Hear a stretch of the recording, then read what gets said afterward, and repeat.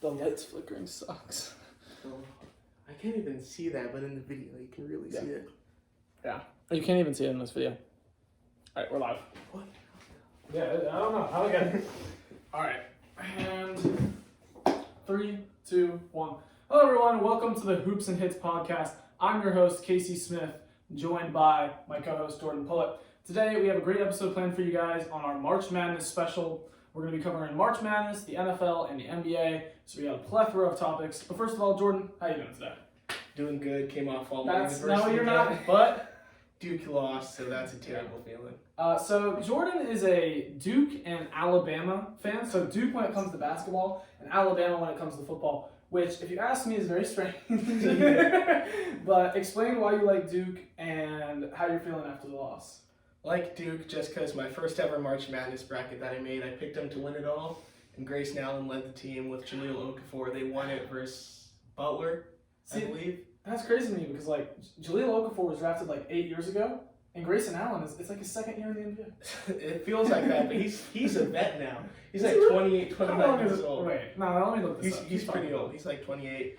And I've cheered for him ever since. Paulo fan, saw Brandon Ingram. This season I thought I liked Jeremy Roach, but today I liked Tyrese Proctor a little bit more. He was more clutch in my opinion, just scoring way more baskets when we needed them. And for Alabama, I like the football team just because everyone roots against them. They're not the actual underdog, that's why everyone roots against them, because they always win. But they seem like an underdog to me in public opinion. It's Grayson Allen's 5th year in the NBA. Yeah. He was born in 1995, so he's 28?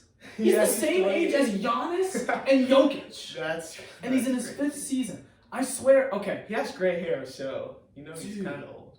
Yeah, I mean, he does. That's just so weird to me. I thought of him as, 3rd year, maybe. If I saw 3rd year, I was going to be shocked. But it's his 5th. So that blows me. Anyways, pause. So we are going to be getting into March Madness now. As we are doing this right now, it is Saturday night, and Alabama is at halftime against Maryland, so I'm sure by the end of the podcast we'll see that game. But today was a pretty normal day outside of Arkansas and the Kansas game. Yes, the Arkansas beating Kansas. Do you have any thoughts on that game, Jordan, before we get into some of our topics? I wish, ESPN, they have all these stats, and I wish they shared them with you before you make a bracket, because I saw a notification pop up on my phone. For the last 5 years, including this one, no reigning champion has made it to the Sweet 16. That's really crazy when you think about it, meaning in college with the new freshmen and one-and-dones that's really been taking over the last 20 years or so, it really means that every year it's a new year, and there's going to be a new best team.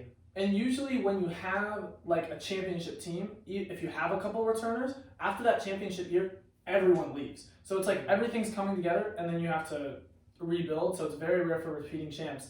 The last time there was repeating champs was I believe in 06-07 with Florida. So we were 1 and 2. Yeah, that's a long time ago. I mean, they weren't even shooting threes back then. I mean, they were, but they really weren't. So the game has changed a lot.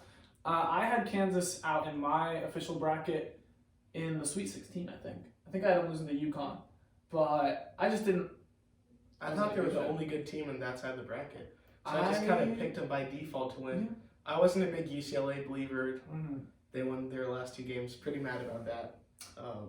But I just thought they'd automatically make the Final Four at least. Yeah. So let's go over our Final Four now. I have my Final Four written down from before the games happened. Okay, yeah. And then I might go over a few teams that I think are, have changed my mind a little bit. So if you want to do that as well. So my Final Four that I originally had was UConn, University of Connecticut, 4 seed. You're laughing. You think it's really funny. At least they're still in the tournament. You think it's really funny, but his winner is out of the tournament. Marquette, 2 seed, Houston, 1 seed, and Arizona, 2 seed, which is out of the tournament. If I could do it over again, the only thing that I would change would be I would change Arizona to Baylor. Because I just don't like Alabama, to be honest. I don't want them to do well, even though they're a really good team. But I do think, obviously Baylor's better. They're still in the tournament. Yeah. But Arizona getting upset by Princeton was crazy to me. Because when I look at teams, there's 2 main things I look at. The first one is this rating called Simple Rating System. Basically it's very simple. It takes your strength of schedule and your point differential. And basically what that's saying is, are you going against good teams and how are you doing against them? It's a very good statistic in basketball and football mainly, and you can use it to predict relatively how well teams are going to do. And Arizona was very good in the stat because they play good competition and they had some impressive wins. Like they beat UCLA, and I think that was a huge thing for me. And then they lose to Princeton, who I believe just won again tonight. Did they not? Yeah, they did. So I guess Princeton is legit all of a sudden. Houston was like the number one in pretty much every statistic. I looked at pretty much everything you look at. They are just so dominant, especially in simple rating system, that it's almost like scary.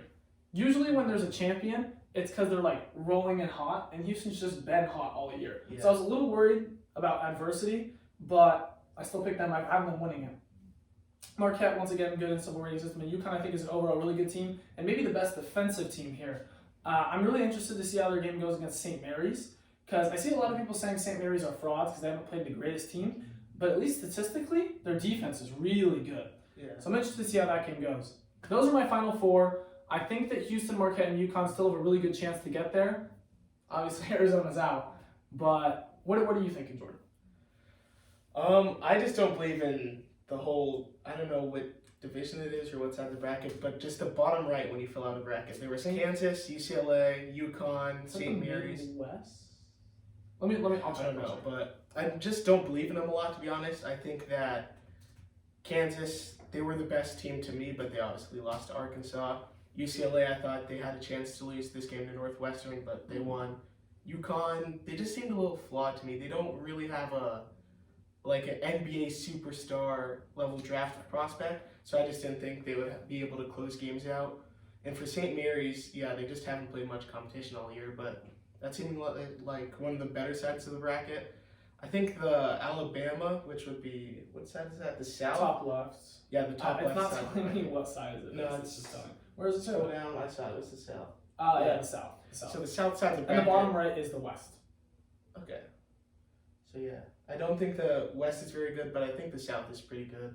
Princeton making it to the Sweet 16. That's another thing that I got a notification. Third straight 15 seed to make it to the Sweet 16. Like when is March Madness going to become predictable? That's one thing I always wanted to find out. Like we've been able to predict NFL pretty well, NBA. Is there ever going to be a time that we can predict at least a team that's going to go to the Final Four as a lock? Mm-hmm. We know that the one seeds are obviously the best team, but is there going to be a stat that comes out in the next few years like, okay, this is what every Final Four team has in common? But with the randomness and the college kids not knowing how to break down a simple press at times, you just never really know. I think the thing with college versus pro is that it's just so much more, they're younger, they're less experienced, and they're actually much closer in skill. I mean, you'll have like really good college players, but at the end of the like the top guys, but I think the difference between like the best guy in the NBA and the worst guy in the NBA is like just so vast, it's almost unquantifiable. And the best players in college and like the worst or average players in college are just a lot closer. And a lot more of it comes down to like coaching and just small, minute things that are really hard to predict. I see something up there in red and I don't know what it is, and I'm looking and now it's gone. Okay. What's that purple? Add live. It's just, TikTok Live is very strange. For the people who are listening, this is gonna sound really weird. We're on TikTok Live and it's very strange. I think it was a gift or something. Anyways, totally lost my train of thought, so you can just start talking. Yeah. So my Final Four in the original was I had Alabama from the South, Duke from the Midwest. From the East, I had Texas, but I didn't really believe in them. I just also with Houston, I thought that they hadn't really, not that they haven't faced much adversity, but they've been so good that it's just hard to see, like, where's their bad game? Like, what would happen if they're down 5 at halftime? And then in the bottom right side of the bracket, the West side. I think they were down by like 10 against Yeah. Auburn at halftime, and they won by 15, Mhm. which really made me very confident. But yeah, Texas is a very good defense. I think they're a good team. I could definitely see them going far.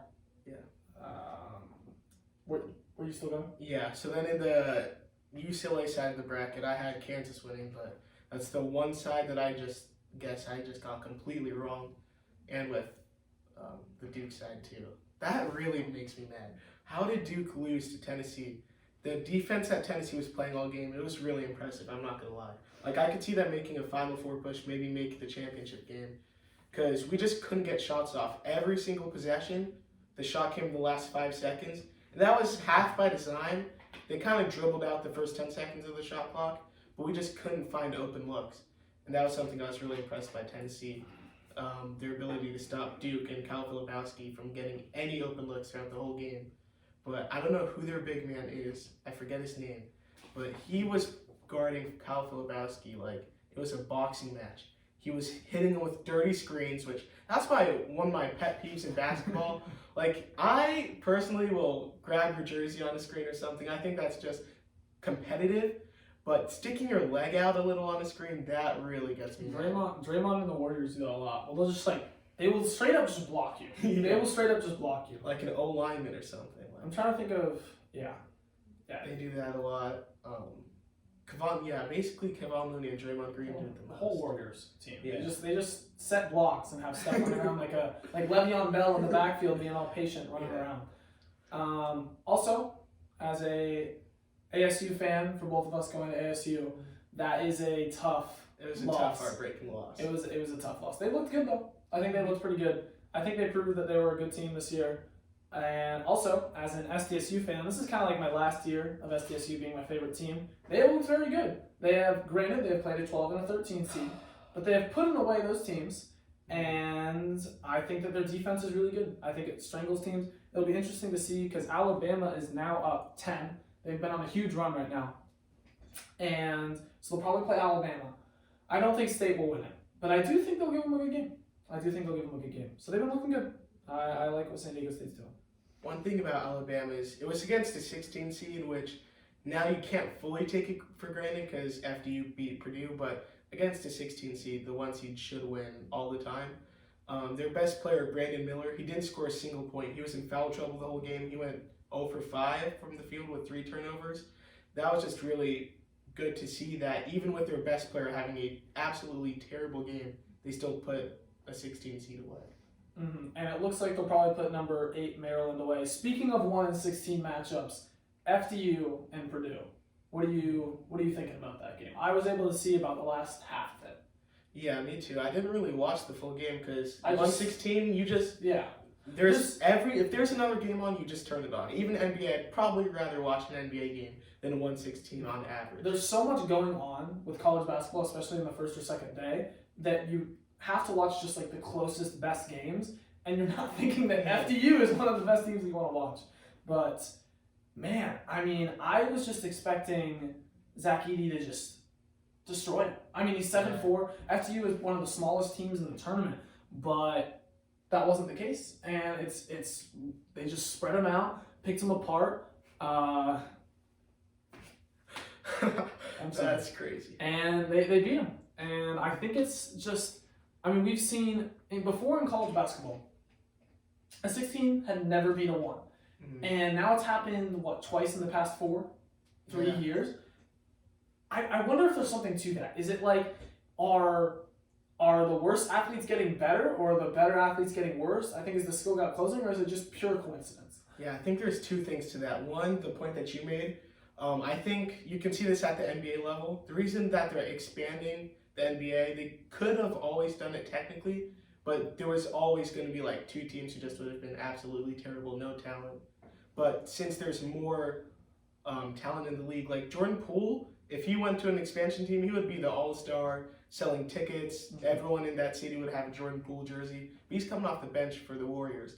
So I think that's one thing. The NBA is getting more talented, and that's really just a showcase of the Basketball. world getting. Basketball Basketball as a whole is everyone is learning how to get good at basketball. And we're having people from overseas come over and play a lot more now, so there's just a lot more people. I could totally see the NBA expanding and adding 2, maybe even 4 more teams and still being super viable. It's nice seeing how competitive it is now, but I mean, there's just too much talent in some teams. Yeah. Yeah. I heard they're planning on adding a team to Vegas and Seattle, and that would probably move the Memphis Grizzlies to the East, which for the first couple of years it's going to be weird, because my whole life I've been saying Grizzlies West, and everyone's been saying, they're on the East side, but still, they're in the West with the think they're in the same division as like the OKC Thunder. Divisions in basketball don't matter. Yeah. But Ja, he said he was fine in the West, but he'll be moving on there, most likely. Mm-hmm. And then the second thing with the 16 seeds, the only two 16 seeds to ever win have had a significant 3-point advantage in their game. Purdue, I believe they were 5 for 24 in their game from 3, if I'm not mistaken, and the commentators made really good points about it towards the end. They needed 3 points with like 2 minutes left, and their shooters just wouldn't shoot the ball. Mm-hmm. There was only one player on Purdue, and Zach Edey, who looked somewhat confident on the court. Everyone else's confidence was just shot. Except the lad who tried to hit a game tire in the corner when there was still like 12 seconds left. He just airballed it. I don't understand that. I feel like a lot of college players are, like when I'm watching these games at the end of games, they'll need like 2 or 3 points, and with 12 seconds left, they'll just chuck something up. Yeah. I don't get it. I know they're college players, but they're still college players. Yeah, like, they're not third-grade league They're not players. bums. Like, even guys in high school that I play with know to do that. But, yeah, I think that the key for these worse, less talented teams is to just shoot as many threes as possible. If you can just shoot a bunch of threes, pray you get lucky, that's the way to do it.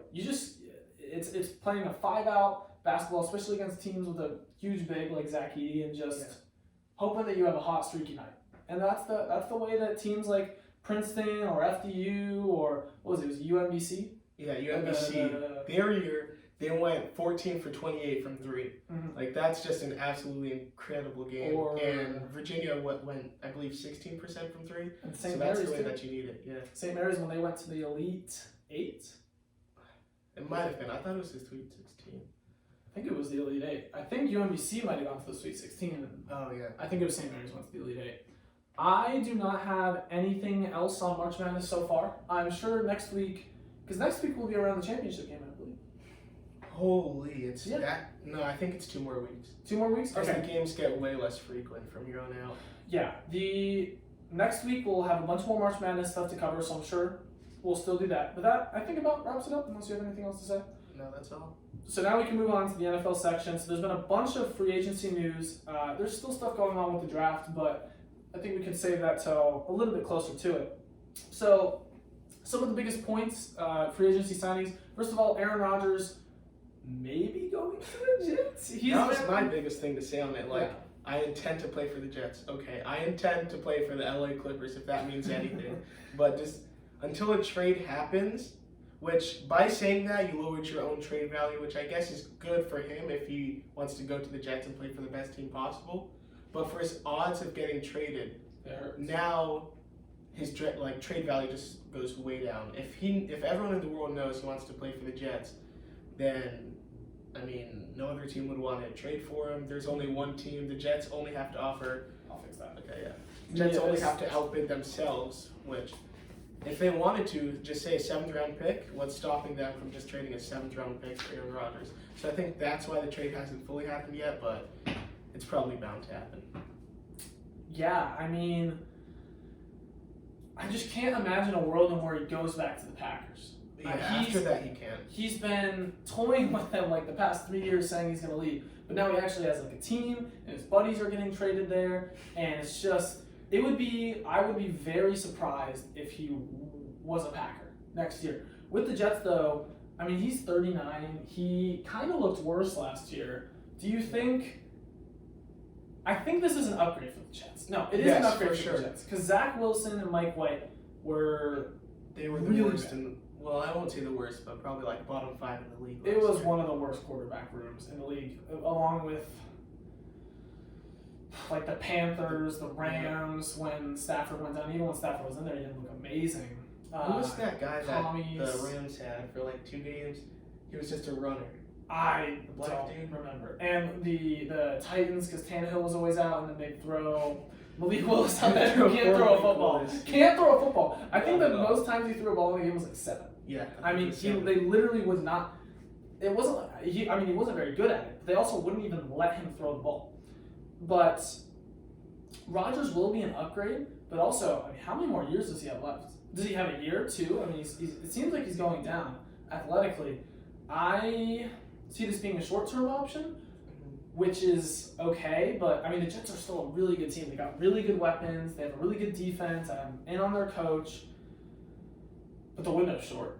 Yeah. I think when you get something like this, you got to model it after like the Rams or the Bucks, where the Bucks get Brady, boom, they win a Super Bowl. The Rams get Stafford, boom, they win a Super Bowl. They were just that far off, and you don't want it to be something like the Broncos. And I think the difference is that the Rams with Stafford, before Stafford, were still good. They still went to a Super Bowl, had success. They just needed that little bit extra, and then they got it. The Bucks were still okay with. They were weird because that Jameis Winston, he would just throw the game away sometimes. Literally, he would have 3 interception games and just throw the game away. And also, Tom Brady is a bigger upgrade over Jameis Winston than Stafford is Goff. So they needed that. Boom, they won the Super Bowl. Broncos were terrible. They were really bad. Then they had Russ. Didn't help that he fell off. But even if Russ was super good, I don't think they would have done great.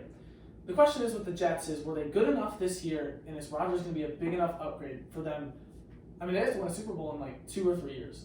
3 years is most. I would say there's no way he'd last more than 3 years. I don't even think he goes that far.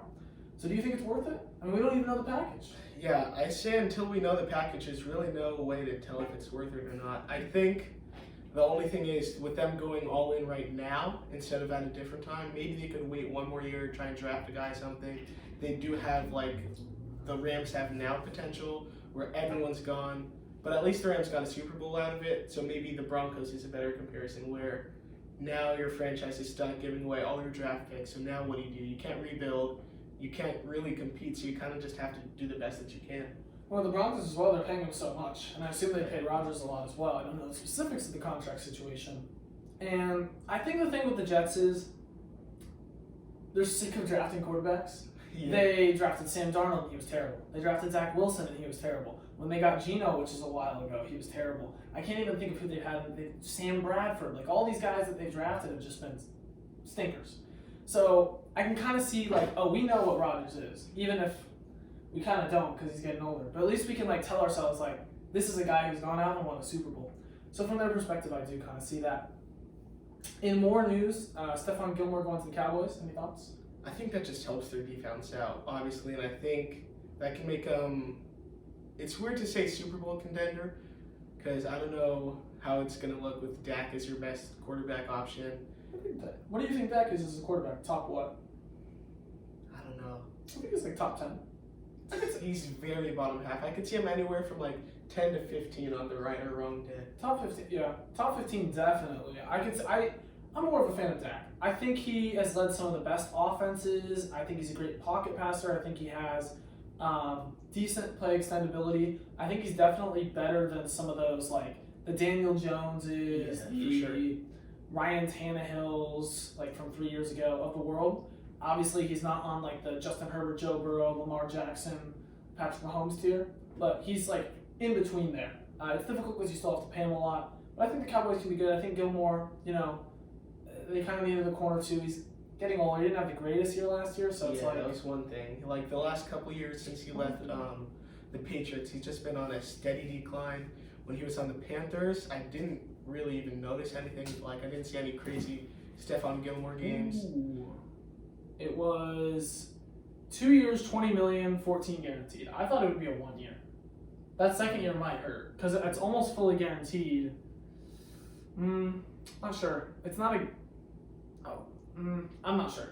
We'll see how it pans out. And the thing about free agency that's kind of weird is like when you're signing free agents, these are guys that other teams didn't want. So they obviously have some flaws and things, and you're going to have to pay them a lot, but you still just you have to do it. I mean, it's just a part of the game. But you're usually not getting like super big steals. Like, what's the best free agency signing that you can think of over the past 5 years? This is so weird to talk about because with the NBA, superstar free agents happen all the time. With the NFL, it usually happens either via trade or most players just you drafted to your team. I can't think of like a superstar free agent that switched teams recently. Tom Brady? Was that a trade or? I think that was was that a trade? Let me look at that up. I don't know if that was a trade or a free agency signing. Trade. Because I know the Dolphins also wanted him. So I don't know if it was like a bidding war or if it was just who ended up signing him. Sign or trade for Brady? For Tom Brady? The last time he left the New he signed. So he signed with the Bucks, yeah. Because I was thinking, like, if Tom Brady got traded, that'd be really weird. It just doesn't sound right. think probably the best free agent that's ever been signed has been Christian Kirk with the Jacksonville Jaguars. He was really good. I mean, they still had to overpay for him. That contract still sucks, but Yeah. I mean, Trevor Lawrence just needed anyone. I mean, he was throwing to like Zay Jones, Marvin Jones, and Laviska Shenault. And like, Oh. who's that returner? I need to find him. Agnew. Jamal Agnew was like his third best receiver, bro. Nah, they need. I only know his name because that one call. Agnew, yeah, Agnew. that's a really good one. But yeah, free agency signings just don't work out that well because you have to pay so much for guys that other teams don't want. Now I'm really trying to think what have been the best free agency signings. I feel like we're missing something really big. I guess probably Brady. Yeah, Brady. I don't know if any quarterbacks really. Because oftentimes that just doesn't happen. Because the team is going to re-sign him and they're going to want to stay. I'd say like Could be Lamar. Jimmy G was a trade. Could be So Lamar. I can't even think of one. Yeah, Lamar, but that situation is really weird. We talked about it last week, but a week later, nothing's come out pretty much. Just teams don't want him. I don't understand why a team like the Commanders don't want Lamar Jackson. I don't understand. If you could get a guy who won an MVP a couple years ago, if nothing else, he's going to bring excitement and hope to your team. Why sign I'd rather have him Jacoby than Brissett? Rodgers. Yeah. For the Jets, but also the Cubbies. I think it's going to last a while because he's not going to want to play under this deal. He has to sign the deal if no other team matches, which I don't think any other team is going to match. I think there was one team who said they had interest. I think it was the Colts. Which That's would be terrible. weird. I mean, that run attack would be awesome. It would have Lamar as the rushing quarterback, Jonathan Taylor as the obviously running back, but the receivers aren't that great. I think Michael Pittman is kind of a B tier if you're going SAB. He's like a B tier receiver. Could be a really, really good wider two, but I don't know if he's ready for the wider one. Like he role. gives me like, I think he's, yeah, I agree. So I just don't know how that would. Well, I guess Lamar's never really had a wider one, so it'll just be more of a Hollywood Brown looked good when he was in with the Cardinals. And, I mean, he for looked like okay. 6 weeks. Yeah, I don't know. That's the thing I wonder about is I think like Lamar has never had a really good option outside of Mark Andrews, which is obviously Mark Andrews is awesome receiving option. But then I'm like Hollywood Brown going from the Ravens to the Cardinals was a lot better. So is it just like I think his receivers suck, but also I think that you're gonna get a little bit less output when you're with Lamar. I mean, when you combine those two, it's just not great. If you're a receiver trying to have like a contract year, trying to prove your role in a Super Bowl offense, or like prove your worth for a contract. Because for receivers, we saw with Juju, he was a superstar, gonna replace AB, and now he just signed with the Patriots, and I don't even care personally. Yeah, Like, I don't know if he's we'll get to Juju in a minute. But with Lamar, I think he's going to sit out this year. I genuinely think he's going to sit out because he said he's not going to play under this contract, and he doesn't have an agent, so he has no like middleman to negotiate, and he is just. He doesn't have an He's agent. not an agent. That's really That's weird. insane. That's That's insane. I understand like not wanting to pay an agent that much because they can like take your money and stuff, but you have to have someone. Like even if it's just like his Sean like, Morant's agent might be his dad. even if it's like your dad, your brother, just someone focus on football, have someone who you really trust handle that. And even if they're not like a real agent who is like trained for that stuff, at least they can probably handle it better because they can be a little bit away from the situation, see it from a different view. I understand he wants to get all this money. He wants to get more than Deshaun Watson because he is better than Deshaun Watson. But like Deshaun Watson That was like sucks. a bad situation. It shouldn't be the new market. It should just be an outlier. And dude, they still offered him I think $230 million and like $150 million guaranteed. I don't care. Stop being greedy and just take that. That is still a really good deal. If you just take not Jacoby Brissett. If you take Deshaun Watson out of it, that is in line. That's more guaranteed money than I think Mahomes over a less period of time. So honestly, like he's very injury prone. We don't know how much longer he's going to be able to play. Oftentimes when players do this and they sit out and they hold out for contracts, it doesn't work out. Think about like the first guy who really did it, Le'Veon Bell. He sat out because he wanted more, and then once he finally came back, first of all, they have his replacement and James Conner. I'm not saying anyone's going to be able to replace Lamar, but when you have like an injury prone guy like that, how many more like prime running Lamar Jackson years does he have? I don't know. You don't know. That's a great You don't know question. because he gets injured a lot, and because he's going to deteriorate fast. Because he isn't like a running back, but in the same way that running backs fall off really quickly, his running ability could fall off really quickly. I still think he could be a good quarterback, but he's not going to be that much guaranteed money quarterback. So, I mean, it's easy for me to say sitting in my garage right now. But if I was Lamar and I saw $200 million, 150 guaranteed, I'm just signing the contract right then and there, playing my best football, and man, I lose out on $50 million. I mean, that's a lot. That's a lot of money, but you already have so much that Yeah. you could lose out on so much more. You could lose out on so much more by sitting out. So I just wish a team would like offer the contract that he wants. Like even if it's bad for their organization, you can't tell me that the Commanders signing Jacoby Brissett is going to do anything for the organization. Really, I think if they can definitely get into Super Wild Card Weekend. Super Wild Card become Weekend. the seventh. I thought you were You going know, to say Super Super Bowl? Bowl. Yeah, that's why I said Super Oh. Wild Card Weekend. They could definitely be the 17th. Nah. You know, I actually think that the Jacoby Brissett deal is pretty good. It's 2 years, $10 million, I believe, which is on the lower end. And if you compare him to a guy like Jimmy G, who's getting paid like what, $20 million, Yeah, a ton. I think Garoppolo is probably maybe worse than Brissett. Brissett had a really good year last year for being like a bridge, solid guy quarterback. I think that, you know, he's getting paid low amount of money. Your thought process is you can build a good defense. Maybe you get a playoff bid. You know, the Commanders haven't been good in a long time. That's something to be excited about. As a Browns fan, you know, if they did that, I would have been excited about that. I think Brissett can lead a solid team with a good defense. I think the Commies have a good defense, and he's definitely better than who they had last year. What was it, Heineke? Yeah, it was Heineke. Oh, Heineke. well, it was Wentz to start. Wentz and Heineke. He's definitely better than Wentz and Heineke. And I see people saying that Sam Howell's going to start. I guarantee you Sam Howell's not going to start. He is not very good at football. He's not very good at football. I saw an article that said Sam Howell gets competition in the QB room, sounding like it was competition. that's so crazy to me. But I think the Brissett deal's good. What are your thoughts on the Raiders now signing Jimmy G and trading Waller? What did they trade Waller for exactly? For, I believe, a 5th round pick. With NFL teams a lot, I feel like NBA GMs are smart and they have direction when they make trades or moves or anything. NFL GMs, I just don't know what they're doing. Are the Raiders going to make the playoffs? I think that's an extreme long shot. I don't think they have a chance of making the playoffs, just me personally. And then, do I think they're going to bottom out now that they have Jimmy G and get like a top 5 draft pick? No, I don't believe so. The Raiders signed Jacoby Myers. Mm-hmm. I did not hear about that. Keep going. It's Keep just- going.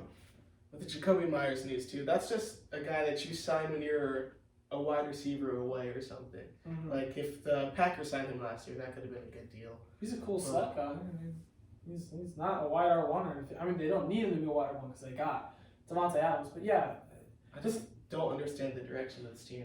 I don't get it. You get rid of Carr, which is like a rebuild, we're gonna reset thing, but then you sign Jimmy G to like a kind of bad deal where he can't really be a bridge guy because he's gonna be around for 3 years, but he's not really a It's three, I viable. thought it was three, two. three Oh, yeah. years. So like if it was like a 1 year deal, you're like, okay, we'll draft a guy. Maybe we'll draft Anthony Richardson. Very toolsy guy. He can sit under Garoppolo for a bit, and then he can transition in after a year or two. And then Garoppolo's gone 3 years, big amount of money. You're gonna want to play him. Then you trade away Darren Waller, who is a solid weapon for not much. The Giants sent a 3rd round draft pick. Okay, that's actually not bad. And then you sign Jacoby Myers, which is like a win now move. I just feel like they're really stuck because they don't have a good roster. Like, how many good defensive players do they really have outside of like Matt Crosby? Like, that's it. Their offensive line is terrible, but because they have Devontae Adams, they're just kind of stuck. There's nothing they can do. Like, you want to be competitive when you have a receiver like that. After I signed the Derek Carr trade, my immediate first thought was, okay, they're rebuilding. What's happening to Devontae Adams? And they got rid of Darren Waller, so I thought, okay, Devontae Adams, but no, Jimmy G. That just doesn't make much sense to me. I don't really get it either. Following with Derek Carr, I believe we talked about it a little bit, but I want to talk about the Saints at large with the Derek Carr signing, and I just think that this is dumb. This is silly. They have a terrible, old, rich roster that is costing a lot of money. I And believe for they have the most the least cap space in the league. And they have the least maneuverability down the line because all of their cap that would be this year, they're just moving it down the line so that they're playing old guys and they're like losing their money in the future. Just not smart team building down the line. And people are like, oh, well, the cap doesn't matter, you know? Obviously, as you can see with the Saints, no, it does. The Saints are terrible. If the Saints are out here winning like Super Bowls, I would get that. But they're not. They can't even win the NFC South. I don't even think they were close down the stretch. I believe it was between the Panthers and the Bucks the last like 2 or 3 weeks. And I saw someone on a podcast say that I like the deal. I can't be mad at them because they're signing a mid-level quarterback on an okay, manageable deal. No, you can't be mad at them because they should reset. Because this isn't doing anything for them. They're like, wow, they can really compete for the NFC South and make a playoff charge. No, they're not. They're not winning a Super Bowl with this team. They're not winning a Super Bowl with Derek Carr. Maybe if they had more money, maybe if they were like on up. If they had more money. If they had more money, if they had the salary cap off, yeah, that's what would be a great If they deal. turned off the sliders, maybe. But, like, this is just, I'm trying to think of an analogy. Okay, it's like the Houston Rockets, like, sign, who's like an old deteriorating player? I can't even think. At least they have like young prospects. At least they have young guys, like 2 years ago. I don't know. I just don't like how they're just staying flat, and they're just slowly declining ever since Breeze left. And I don't like. He's not even that much better than Andy Dalton. He's not even that much better than Andy Dalton. Even if he was like extremely better, say they win, best case scenario, I think 10-7 in that division. Mm-hmm. Now what? Now you play against the Cowboys or the Eagles probably in the first round of the playoffs, get bounced just like that, and you're in the same situation. Making the playoffs, maybe for a team like in the NBA at least, like the Kings, making the playoffs, that's a huge milestone. They haven't made it in forever. But for the Saints, what does making the playoffs do? It doesn't really do much. You get a worse draft pick. I just don't know the direction if they're just trying to make the 5 seed or the 4 seed to lose to the 5 seed. I don't really understand that in the NFL. Yeah, I don't get it. I think the Saints suck, and I think they'll continue to suck. Moving on to Juju Smith-Schuster. He's going on to the Patriots, 3 years, $25 million. So that's if my math is correct, about $8 million a year. 16 guaranteed. So a very reasonable contract. I believe that Jacoby Myers signed for like the exact same deal. So honestly, I like this deal. I think he's better than Jacoby Myers, but it's very tough for the Patriots because here's your division. You've got the Dolphins, who are loading up and have a super really good team. They have good defense. They have really good weapons. They're one of the fastest teams in the league. I think Tua's solid. Then you go to the Jets, who also have an awesome defense. They might get Rodgers. Then you go to the Bills, who not only are they good right now with Josh Allen, but 10 years from now, I mean, they still are going to be that good because they have Josh Allen for so long. And then you look at the Patriots, right? They drafted Mac Jones. His rookie year, he looked good, but now he's looking You're just a very middle-of-the-road team. But what can you really do? Bill Belichick is not going to want to rebuild. You think Bill Belichick is going to sit there with a crappy Texans team? No, he's not going to do that. So he's going to go out and he's going to try and make winning moves, and who knows what they do. So with this Juju deal, from a winning perspective, I think this is solid. You give Mac Jones some much needed help. I don't think he's a number one receiver. I think he's not at all a really good 2, a solid 2. So I would like to see more, but it's really tough because there's not many free agents out there that are good receivers, and this draft class for receivers isn't great either. Last year you had Olave and Wilson, and the year before that you had Chase, and you've had good guys, but it just doesn't look like this wide receiver draft class is that great. So it's a little tough, but overall, I have nothing to say about it. You're the biggest Juju Smith-Schuster fan. I like Juju. I really like Juju. It's also weird seeing him go from the Steelers to the Chiefs to the Patriots. Very strange. It's weird, man. 3 years ago, Claypool's gone, Juju's gone, AB's gone. AB was longer ago, actually, not just 3 years. How long ago did AB leave? I think it was 4, maybe 5 years at this point. Wow. Which that's my old head moment. Nah, you're not old head. All right, that was 5 years ago. We have 2 more things to talk about here, and then we're going to get to our best divisions and our worst divisions in the NFL, which we'll talk about that more later. But next, Baker to the Bucks. I hope he's the backup. I hope there's a bigger picture, and he's just there to give someone. Caltraus. No. I hope he's they draft a guy, maybe trade up, and he's the guy to give him competition in the preseason and in the offseason. So maybe depth, but no way he's a starting quarterback. Here's the thing. First of all, No way. what's the deal looking like money wise? It's got to be non-guaranteed pretty much. I can't see him getting any guaranteed money because he can't be there more than I a have year. things to know about Baker Mayfield from the Tampa Bay Buccaneers. No, I just want to see the deal. Mayfield deal. He's just not in. None of these are actually about the deal. Okay, let's see. 1 year, 8.5 million. So at least it's short. Yeah, the thing with Baker Yeah, 4 is guaranteed. Okay, he's a that makes terrible sense. quarterback. And like, if you're gonna draft a guy and then have Baker be like the vet bridge guy, Baker's not like the vet bridge guy. When you have someone like, I'm trying to think of other guys, like Teddy Bridgewater is a good example. Jacoby Brissett. Like, they've been around the league. They are cool with being the backup. They're cool with being the starter. And they're going to teach the young quarterback good, solid things about being in this league. Baker Mayfield is not that guy. He still thinks He's not that going he's to the talk best. to him like Jimmy G No. did to Trey Lance. No, he still thinks he is like the best quarterback in the league. Still feels young. I mean, I know he's been in the league for a while, but you don't think of him as like a vet. He's been bounced around different teams. He's had a shot. He hasn't done good. And it just hasn't worked out for him. And he's going to try and like compete for the job. So he's not a bridge guy. He's not a guy you want to start your team because he's just terrible.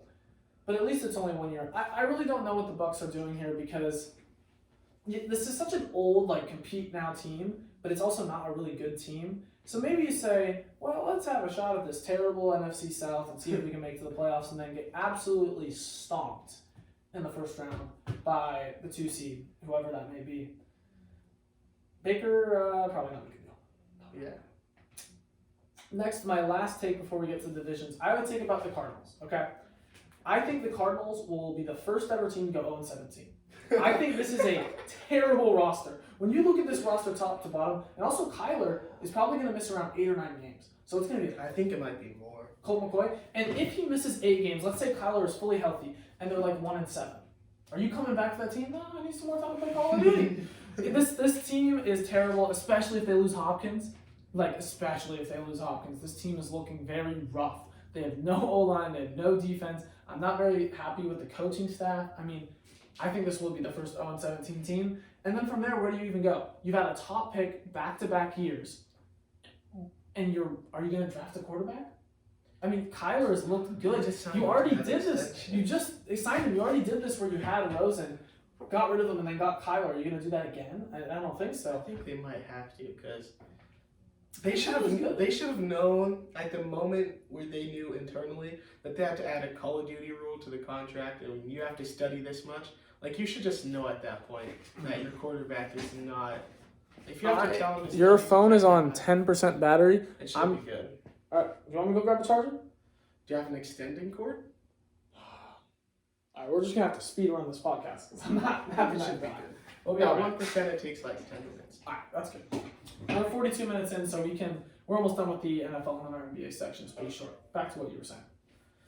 I completely lost my train of thought. I'm not gonna lie. We were talking about the Call of Duty extension. Oh yeah, once you know you have to add the Call of Duty rule to the contract, you should trade him or do something. Try and get as much value for him as you can. Because if you have to tell this guy, we're gonna make something in your contract so that now you have to work on getting better.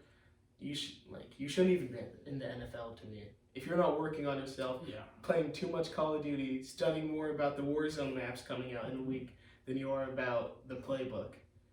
I just don't know if your head's in the right spot. The roster's just so bad, though. The roster's terrible. So I think they have 0-17 fraud loss potential. Now we're going on to our last section of the NFL part. So we have the best and worst divisions in each conference. Jordan, do you want to do NFC or AFC? I'll do AFC. All right. Do you want to go first or second? I'll go first. So the Go best ahead. division in the AFC, and we both agreed. We did these Yeah. separately, but we We both did them agreed. separately. The best AFC division, to me, it's the AFC East. Maybe the AFC West, and Mahomes and Herbert can say something about that. But I think the Dolphins, Jets, and the Bills combined could all have The best something. team. Because I was just thinking about the Patriots. The Patriots, they're like probably the best, worst team in the division. I agree. And that just, in the right division, in the NFC South, they might be able to sneak out playoff spot. So I just think that says a lot about whichever team ends up winning that division. They will have a lot of experience in the regular season playing against great teams. But And I think they're better in the West too, because in the East, like you have the Patriots, while in the West you have the Broncos and the Raiders, who both could be very bad teams. While the Chargers and the Chiefs are great, I mean, you're looking at a Jets, Dolphins, Bills trio that I could see them all going to the playoffs very easily. I could see I don't know if I could see them going to the playoffs. Maybe being the 9 seed though. Who? The Patriots. Yeah, I could see the Patriots being like a nice, close. Like you don't want to play them. Yeah. They're gonna be a tough, good coach team. Yeah. And then the worst division in the AFC, to me, by far the AFC South. Jaguars, they could win the division. I think they probably will. Titans, they've been on a steady decline after taking out Brady. They need to blow up. I think they're gonna. I've heard they're gonna trade Henry to the Bengals. What? I've been hearing a lot. I've been hearing that they're You gonna got trade- inside sources. I got inside sources that you don't know about. I'm hearing that they're gonna trade him to the Bengals, and it kind of makes sense. Kind of makes sense that they move off of him. Look for a CMC like deal. That's a lot of Then, like less. I mean, like when I say CMC like, I don't mean the same because I think CMC's better. Okay, yeah. So the Jaguars take it easy. The Titans, probably second or third best team in that division. Texans, they're just not going to get that much better. They might maybe have like 5 games. I don't know if the path for them. The free agency's been good, and the path would be whoever they draft is amazing, and then they would be the 7th seed. 7 seed. Like That's like their ceiling. That's their ceiling. I think whoever wins this division has the least wins in the AFC playoff picture, even less than the 7th seed. Yeah. So I just don't know. Who else, dude? I feel like an idiot. Who else is in that division? The Colts. The Colts, they're just terrible to me. Unless they get a new quarterback like Lamar. If they get Lamar, that makes it interesting, but I just don't like watching the Colts. You tune in, you see Carson Wentz, you're going to see just a random quarterback who's a 3rd string play for a game, not give the ball to Jonathan Taylor enough considering his skill set. I wish they did more with that team. Because I thought last year there was a lot to build off of, and then they signed Carson Wentz, who I thought might have been an upgrade. Or did they have Matt Ryan last year? They had Matt Ryan last year. They had Matt Ryan. Instead of Carson Wentz. I thought that was a slight upgrade, but it really didn't do anything. They've had Rivers, Brissett, Ryan, and Wentz, and Ellinger. Yeah, you got to get better or worse as a franchise at some point. Like, take a quarterback, or get a Rodgers or Lamar type of guy. Yeah. So moving on to the NFC, I think the best division is the NFC East. They have the reigning, not Super Bowl champs, but reigning team in the Super Bowl, the Eagles, just super talented. They have one of the best quarterbacks in the league, the best running attack in the league, awesome defense, all around great. The Commies, they have a solid defense. With Jacoby Brissett, they could be a 8, 9, 7 win team around that range. Then you have the Giants, who were in the playoffs. It's going to be interesting to see what their path is. I think they overperformed a little bit. So I think they might regress a little bit, but they're still a solid team. And then you have the Cowboys, who every year we say are Super Bowl sleepers and then get out in the divisional round. But they still are a talented team on paper. So I think that's obviously the best division there. And an NFC that's a little bit weak, to be honest, if I look at the teams in there. And then the worst, I think this is the worst division in all of football. I think it's much worse than the AFC South even, which at least has the Jaguars. At least they have the Jaguars, who are promising, could be like a 2-seed type team.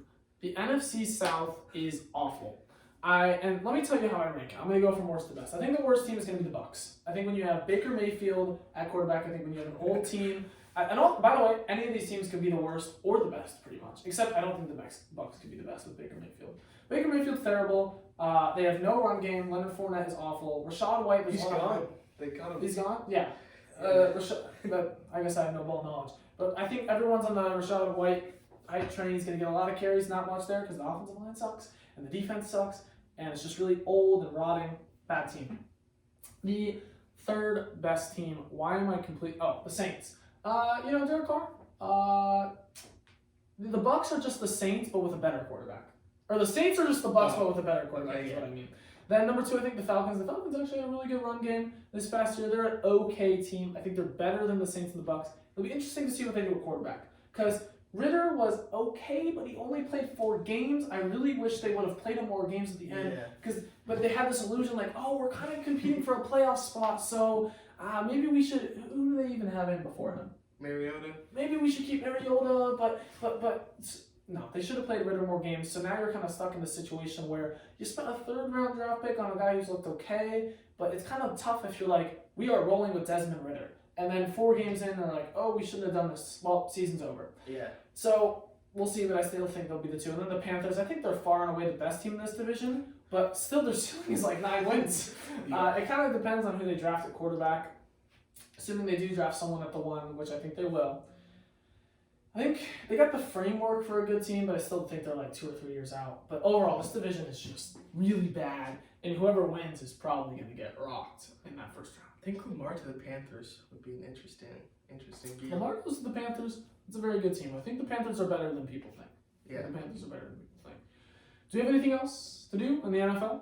No, that's all we have for the NFL section. All right, time to go on to the NBA. So for the NBA, Jordan and I have come up with our top 5 and 5, which basically means what we think will be the top 5 teams 5 years from now. First of all, looking back on the top 5 from 5 years ago was very strange if you want to talk about that, Jordan. Top 5 teams just in record. Well, the Warriors won the championship that year, but top 5 teams record, the Rockets, the Raptors, the Warriors, the Celtics, and the 76ers. So the best record from 5 years ago is now the worst record this year, which is very interesting to think about. Because that was hard on CP3, right? Yeah, so one of the top 5 teams that we're looking at right now might just fall off. Mm-hmm. The Raptors, they're a outlier to me because they went all in for one season with Kawhi. The Warriors, they're still, I wouldn't say top 5 in the league, but you could see them winning a playoff series, especially this year. Last year they were awesome, but Celtics 4, they actually went up in the list, and 76ers stayed about the same. Mm-hmm. Do you have any teams from that top 5 still in your top 5? One comment. So the top 5 teams record-wise right now are the Bucks, Sixers, Celtics, Cavs, and Nuggets, which is funny that they're all in the East. Because the East is kind of top-heavy. I mean, you look at like the 8 seed in the East, 35 wins. The West is probably also going to be about 35 wins, but it's just so much more compact and condensed. What did you ask again? Do you have any teams like still in there from the last time? From Yeah. this So right do you now have or from basi- 5 years ago? From 5 years ago. So do you basically have the Warriors, Celtics, or 76ers, or probably Rockets in there? No.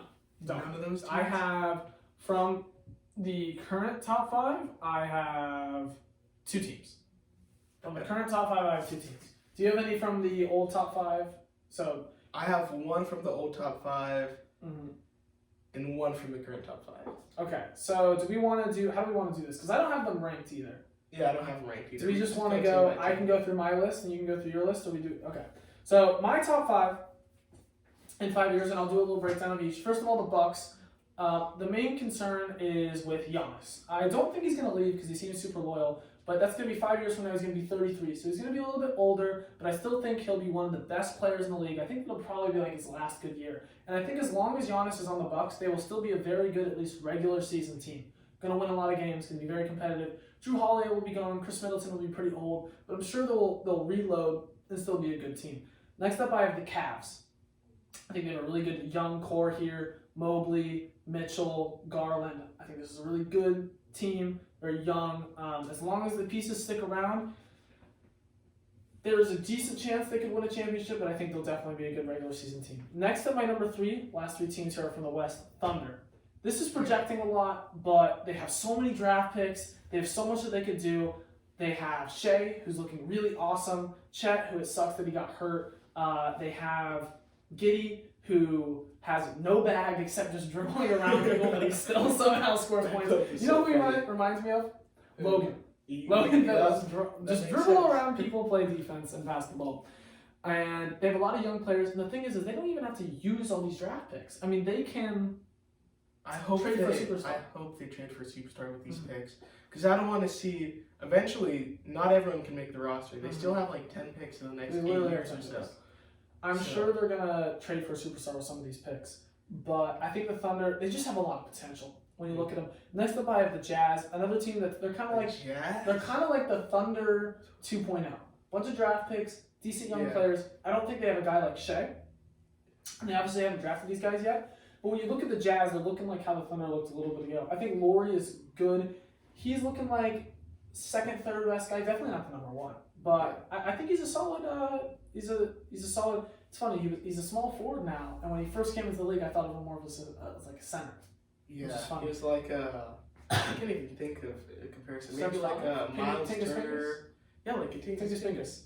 That's Kristaps Porzingis. I'm realizing now that if you don't know who Tingus Fingers is, that sounds weird. And then my last team is the Grizzlies. Obviously, with Ja Morant and his He's criminal. back. I don't history. understand his suspension, by the way. They suspended him for the games that he's already missed. That just doesn't make sense to me. Any sport, if you're suspended, it should start from games that you would have played in. If the NBA didn't suspend him, the team suspended him for 2 games. So maybe from that point, only 6 of the games didn't count, but 8 of the games already counted. So he really got a 2-game suspension for that. Obviously, with his strange tendencies where he's been pointing guns at people and beating up children. He pointed a gun at a team bus. You know that with the Pacers a while ago? So, I mean, he could be out of the league at any point. But they're obviously another really young, good team. They're still like a 2 seed. 5 years from now, Ja will still be young. They'll still have guys like Desmond Bane and JJJ. So I think they'll still hang around. Overall, I'm kind of just picking, my 4 teams are young teams that will get better and stay the same. Sorry, let me rephrase that. Cavs and Grizz, good teams right now who have young cores who should stick around. Thunder and Jazz are kind of projecting there. And then the Bucks are a really good team right now who will probably be on the decline but still good. So those are my 5. Yeah, my only team from the top 5 right now is the Boston Celtics. When you look at their players, you think maybe they're like 27. Jason Tatum, I believe he's 25 now. So he's going to be 30. Jaylen Brown's around that age, maybe a year or 2 older. So it's just, if they still have both of those players, or even if they just have one, they could easily build a team around them like they've been doing. Use their draft picks that they finessed from other teams. Just keep building around that roster that they currently have. I didn't have the Cavs on my list, but I'm going to add them in. I think Evan Mobley, Darius Garland, if those 2 are on the team and they surround them with... What about Spider Mitchell, the best shooting guard in the league? I don't know if he's going to be on that team in 5 years. Not saying that he's going to be gone in a season. I think he's very happy there, but in 5 years, I just don't know if he's still going to be there. If they don't win a championship, something's going to have to change. So I think that's a good pick, too. I have Paulo Banchero in the Orlando Magic. I think Paulo, he's going to be a superstar in a few years. All-NBA caliber player. I think if they keep on drafting guys like Franz Wagner, not Jalen Suggs. That was a wasted draft pick to me, even in the moment. He had a good tournament, but wasn't like a great prospect. So if they keep on drafting guys like Franz, really, who could get better, just need to see the workload, but not like a Houston Rockets, let's just shoot whatever workload. Just get good reps. Like, the Magic, they're not a great team, but they're still they're in a system at least. The Rockets don't have a system. The system is, if I want to shoot 20 shots today, I'm shooting 20 shots. So I think that's a good thing that they have going for them. I also have the Memphis Grizzlies. Ja's the biggest question mark, depending on like where this goes the next few years. If he changes, because he becomes more mature. His old Instagram link leaked from when he was 13, and I don't know if you've gone through it, but it's just funny. I have the Dallas Mavericks. If they keep Luka and he stays on this, I don't know if he's gotten really much better the last 2 years. He was a superstar. I'm not saying that he got worse, but he's just this tier superstar. I think he stays on the team unless this Kyrie thing doesn't work out. He's like, you know what? Forget Dallas. Let's go team up with another superstar. I think they're going to be a great team in a few years. I've been predicting the Luka MVP for probably like 3 years in a row, and it just doesn't happen. I'm not sure why. 2K thinks so. Oh, I was doing a rebuild. It's actually Darius Garland now. What? Darius Garland? Darius Garland. He'll average like 30 and 12, and he's the new. Luka will still put up 35-point triple doubles, but they don't give him MVP. So then, outside of that, those are my top 5. I think a close 6 would be the Thunder. I think with Shea and Jalen Williams and the other Jalen Williams, Chet, as long as Chet stays healthy, I think they'll also be a great team. One team that I think was a big, not snub, but surprised that I didn't look at him more was the Pelicans. And that was really on just Zion's health. Yeah. Because he's only played in 24% of the games he could have played in so far in his career. And it's not a small sample size anymore. Yeah, so some things I want to talk about. So when I was researching this, I don't know why I didn't think of the Celtics. I just, they passed my mind. I'll put the Celtics in over the Thunder. When it comes to the Pelicans, you can see the vision where they are one of those teams, but I just can't bet on Zion. I mean, how many years has it been where it's just like Every year. it's been every year where he's just not been able to be healthy, and it's looking like more scary as time goes by. Is he actually ever going to be able to be a solid, consistent player? Then with the Mavericks, I think that they just don't have. They need that inside defensive presence, and they just don't have it. And I don't know how they're going to get it. I don't see Kyrie sticking around long term. He doesn't stay long term, and I think Luka's going to be gone within the next 5 years. The problem is this is similar to what happened with LeBron. They were too good too early, and now they just don't have what it takes to build around Luka. I mean, they really needed the Kristaps Porzingis deal to work. That was their move. That was their deal. Where like, we're gonna get Luka as second star, and he just wasn't good. And now they're just really in trouble where they can't really get him what he quite needs to go over that hump and become that top contending team. So that's why I didn't have the Mavericks in there. But besides that, I really like their picks. I think they're pretty solid. Yeah, I'll just say the Jazz pick to me is surprising, just because they don't have that guy yet. Did I probably will get that. Did I say the Celtics over the Thunder? I meant the Celtics over the Jazz. Oh, I would say for me it would go. I'll go Cavs, Celtics, Grizz, Thunder, Bucks, Jazz. Jazz is 6, and then maybe like I could see the Pelicans or the Mavericks if Zion and Luka are still around and good, and then also the Nuggets. It kind of just depends on Jokic. I don't know how Jokic is going to age because he doesn't really use his athleticism. Mm-hmm. But I could also see him retiring, not that early, but that's what I was thinking. I could see him retiring early. He seems like I don't know. He would just want to go chill in Serbia, ride some horses. Ride horses and have a good time.